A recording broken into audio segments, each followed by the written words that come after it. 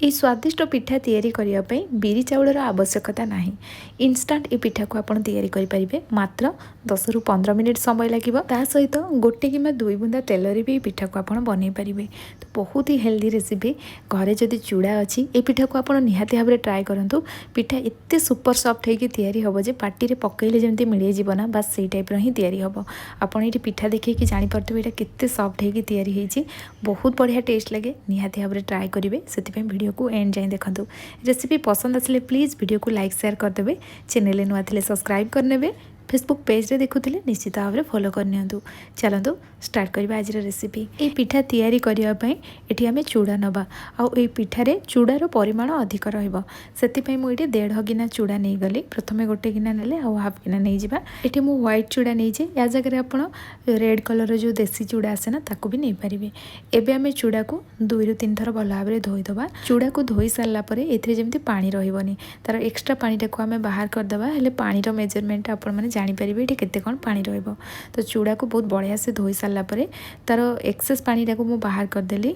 और से सेम गिना रे मापिकी हाफ गिना मु इथरे सुजी ऐड कली। तो गोटे गिना सेट करनेबे से सब जिनस मापिकी नहीं जिवे।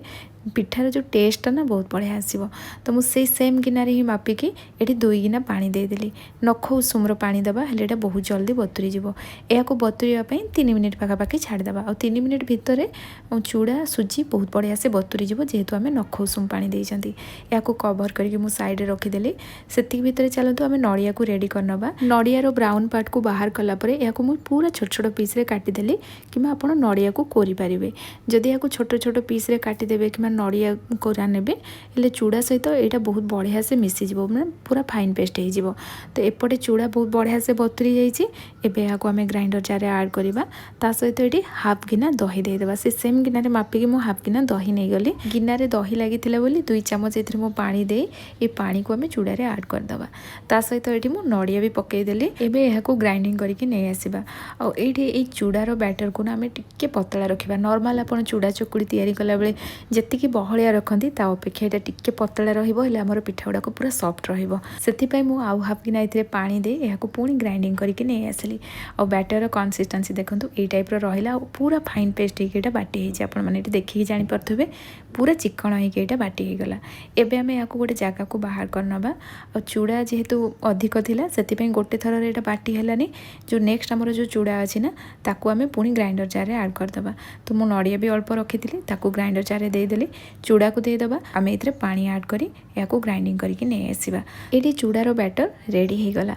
आम पूर्वर 2 गिना पानी यूज करते माने जितेबाला सुजी चूड़ा बतुरे से टाइम आम 2 गिना पानी देते।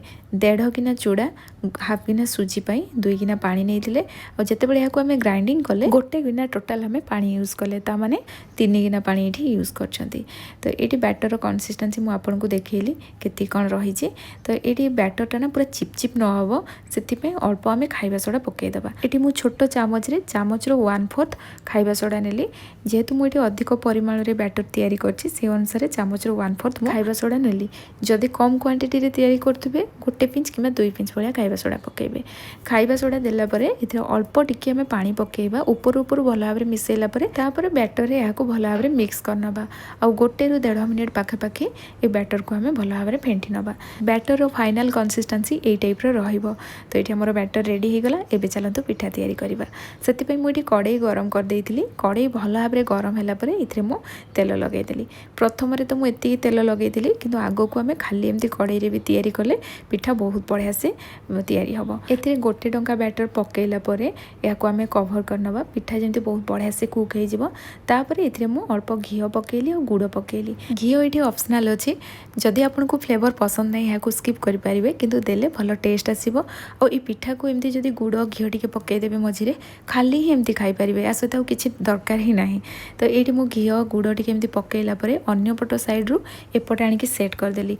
और 30 रु 40 सेकेंड एमती कवर कवर करदे जहाँफल गुड़टा पूरा मेल्ट हो देखो पिठा को भाया तैयारी ऊपर क्रिस्पी भितर पूरा सॉफ्ट पूरा नरम या 2 ରୁ 3 मिनिट ठंडा करके खाइबे कारण भितर पर्सनटा पूरा नरम थाए ना टिके ठंडा हो गला पर से बहुत बढ़िया से सेट होठी आम बैटर को जो भाई रखी आपण रोटी करवा तावारे ये पिठा को बिल्कुल भी तैयारी करेंगे ना पिठा ठीक से उठबनी जो तावा आपणकर पूरा तेल पी जाइए सब बेले पिठा तैयारी करते बस से टाइप्र तावारे ही तैयारी करेंगे हेल्ले पिठा बहुत बढ़िया से उठब जदि आप गुड़ घी को स्किप करने चाहते नॉर्मल एमती तैयारी करेंगे किंतु नॉर्मल ये जो पिठाटा तैयारी करेंगे ना यह कवर करवा दरकार नहीं पिठा एमती है अन्य पट साइड रू आणिक एपटे सेट करनबा और या बाहर करनबा पूर्व पिठार आम गुड़ पकाउले सेटा मेल्ट हो से 30-40 सेकेंड ताकू कवर करी तो ये भी आप पिठा तैयारी करेंगे और ये आपण मैंने देखिले केते सुंदर तैयारी होता पिठा और बहुत बढ़िया टेस्ट लगे पूरा सिंपल प्रोसेस रे तैयारी हम किंतु जेहेतु बैटर को आम टे पतला कले से पिठा सिझापी टे समय लगे माने सेट होगापी समय लगे और लो फ्लेम रे पिठा को आप तैयारी करेंगे तो ये पिठा देखिपे केते सॉफ्ट होगी तैयारी होती निहाती भाव ट्राए करेंगे आज रेसिपी केमती लगिला निश्चय कमेंट सेक्शन रे जनइबे जदि रेसिपी पसंद आसो ना प्लीज वीडियो को लाइक करके जिबे पुणी आसबि नुआ रेसिपी नहीं कि से पर्यंत रहुची धन्यवाद।